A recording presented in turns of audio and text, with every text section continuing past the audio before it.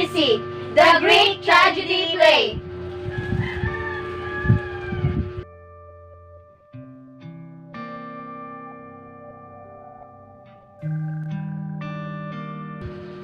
Orpheus and Eurydice is a Greek myth in which a bereaved musician named Orpheus travels to the underworld in hopes of reviving his recently deceased wife Eurydice. The moral of this story is the importance of trust. He has every reason not to trust because he lost his wife Eurydice to a snake bite on their wedding. That would shake anyone's faith in love, in faith, or in the gods.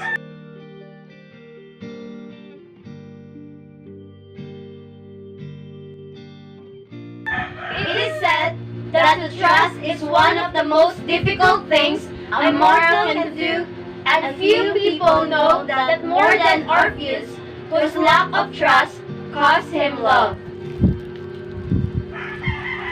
I have fallen in love. I wish to be married. She's the most wonderful woman who lives in the world. Her name is Eurydice. And so, Orpheus and Eurydice were married. Never before was there a happier couple. My love, while you are playing, I think I will pick some flowers up on the hill, and your music will follow me and accompany me as I gather some blossoms.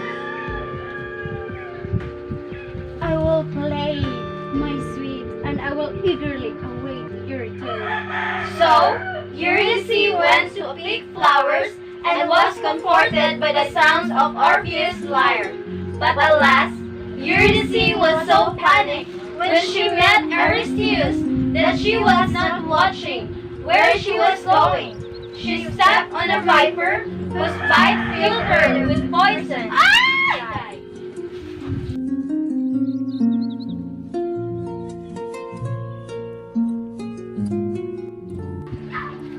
I don't want to, but I must start anew. With no one to trust, you are now gone. You'll never come back. Happiness and love, what I know love. Help me from heaven to start all anew. I don't know what to do. I hate to live without you here. Why did you have to die? Why must I shed another tear?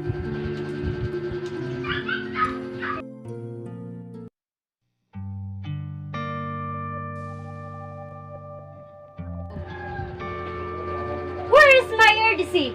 She's been gone such a long time. She's gone to the underworld, Orpheus. A viper has taken her from you. No, not my beloved Eurydice. I won't allow it. I must get her back. With lyre in hand, he traveled down to the underworld and reached the river Styx. There he met Charon, ferryman to the dead. But Charon refused to transport him, for only the dead can pass the river. What will I do? I must see my Eurydice. Suddenly, he had an idea. He played the most beautiful music Charon had ever heard, which moved Charon to tears with his loveliness. So, Charon rowed him across the river Styx to the land of the dead. When they reached the other side, they were greeted by Cerberus, the three-headed dog, and Cerberus said, "Go!" Ah, wait!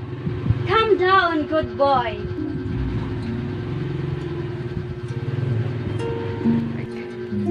Then he met Hades on his way. I smell a living man here in the underworld. Who dares to enter? It is I, Orpheus, and I've come to take Eurydice home with me. Home? Ha! This is home. This is her new home, Orpheus. No! She was taken too soon. I must get her back. She'll come to you eventually. Out, not now. Once again, Orpheus used the only weapon he'd ever had. He played a tune on his lyre that was the most beautiful ever imagined. It even reduced Hades, the god of the underworld, to tears.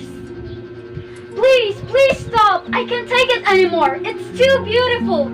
Okay, Orpheus, since you moved me to tears and no one's ever done that, you may have your Eurydice back. But on one condition.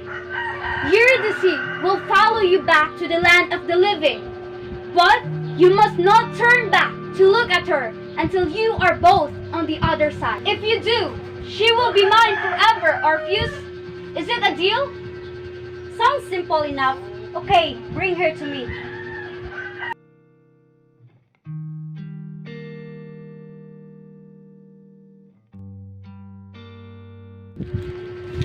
Eurydice was brought to Orpheus.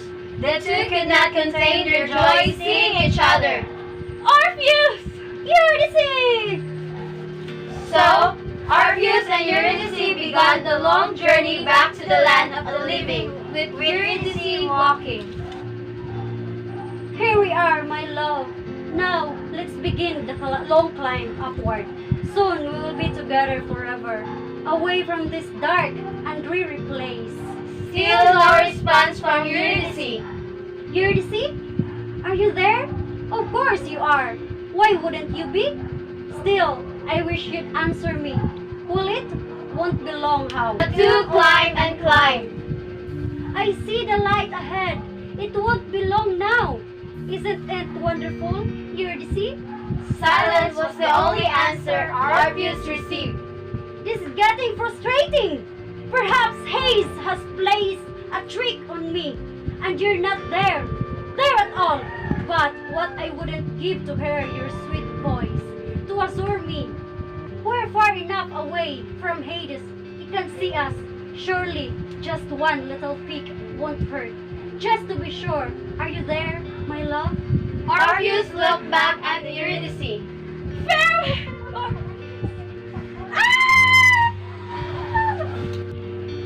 But it was too late. Eurydice was gone. Orpheus returned to the land of the living. I swore I never to love another woman again. Instead, he sat in a grove of trees and sang songs of lovers. For some, however, poetry was not enough. A group of wild women called the Maenad could not bear The thought that a poet who sang so beautifully of love would not love them. Their jealousy drove them to frenzy, and they destroyed poor Orpheus. Love is toxic!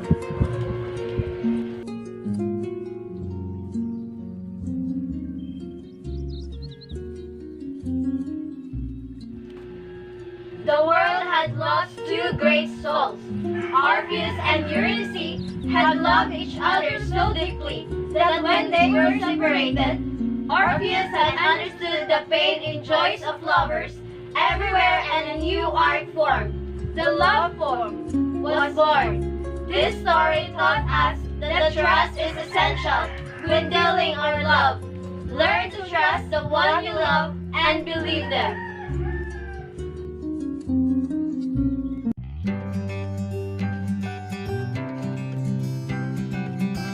Thank you for watching our great tragedy play.